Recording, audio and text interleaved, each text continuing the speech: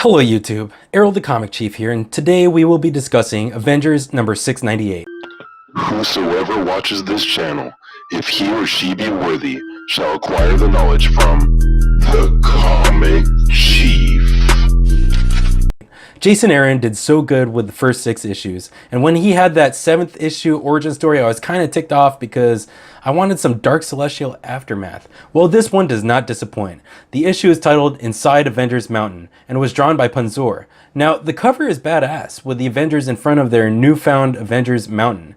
David Marquez and Justin Punzor did such a great job. Overall, it was a super cool story. The art was cool. It was a win for me. The dialogue between various characters was fantastic, but some of it was over the top cheesy and it didn't flow well at times, so only half a star for me.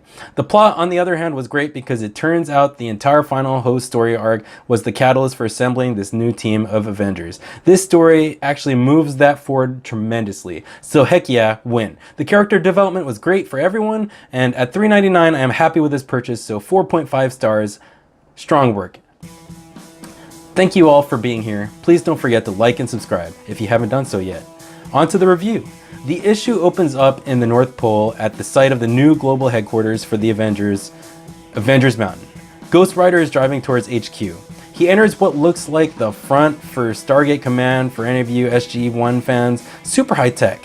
Robbie knows he is the newest member of the Avengers and is still weirded out, but you can tell he's excited about it. And yeah, now earlier I mentioned that some of the dialogue seemed over the top and cheesy, and it was between Captain America and Ghost Rider that was a little cringy at times. So yes, I know this is the Steve Rogers we know and love, but I just felt that Robbie was better written in the first 6 issues. So Steve welcomes the Avengers' newest member, and an example is he asks him if he remembered to do his homework. I mean, geez Cap, give the kid a pass. It turns out Robbie's still in high school.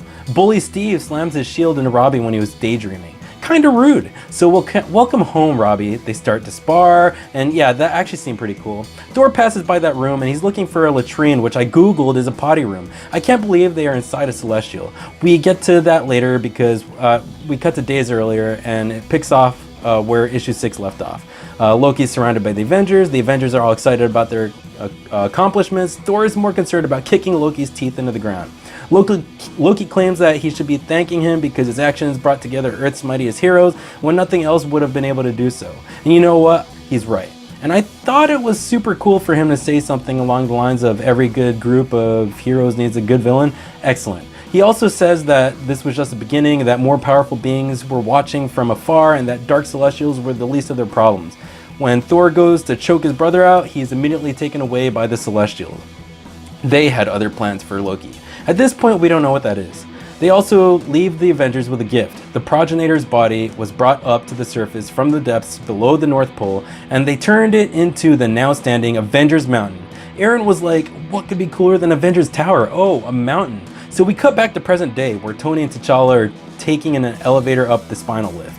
It turns out, in a matter of days, Wakandians and technicians from Alpha Flight were responsible for building the headquarters' new insides and technology.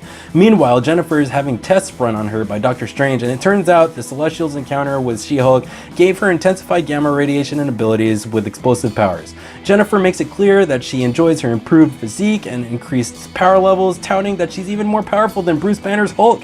It also explains why she went back to talking like a dimwit as She-Hulk, which I absolutely love. So as Strange suggests she sits on the sidelines until they figure out what was happening, she clearly makes it known that she will not sit on the sidelines and that she has the power to keep the Avengers on the winning side. They are rudely interrupted by Thor, who's still looking for the bathroom. Jennifer offers to let him use the lavatory in her quarters, and this starts a back and forth flirtation. Yes, their romance is well received in my eyes. Doctor Strange and T'Challa began to talk, and T'Challa explains that a global teleporter was built, sweet transporter, Star Trek style, that is linked to specific points around the world to include the Sanctorium with Strange's permission. T'Challa also thinks that the ooze that supposedly the origin of the inhabitants of Earth wasn't an accident, but someone's grand plan. We cut to Captain Marvel and Tony Stark, and these couple pages are something I hope to see in the MCU. Tony asks Captain Marvel to stay, and she says that things will be different. She's not a backup dancer to the big three. Tony says it's not about going forward, not backwards. He agrees. This is the kind of writing I like to see. Then he jokes, or maybe doesn't joke, about there being sexual tension between them, and I laughed out loud. Meanwhile, somewhere in the Southern Ocean, Atlanteans are attempting to board a Roxxon ship, but Roxxon soldiers open fire on them, and blood is seen coming down their hull. Could this be the start of our new story arc? Back at Avengers Mountain, T'Challa is voted unanimously by the Big Three to be the new leader for the Avengers. I honestly didn't see this coming and I welcome it. Pretty badass when he yells, "Avengers Assemble!" with Jennifer, Captain Marvel, and Robbie waiting for them at the table.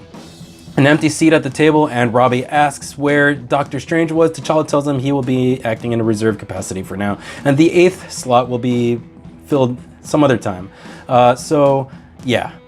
We cut back to the Roxxon ship, and the Atlanteans were slaughtered and left hanging off the side of the ship. As the Roxxon soldiers make wisecracks, a giant tentacle attacks them. Our final page shows us our first look at Namor, the submariner. Could this be our 8th adventure? Guess we will find out soon, YouTube. This is the Comic Chief going offline.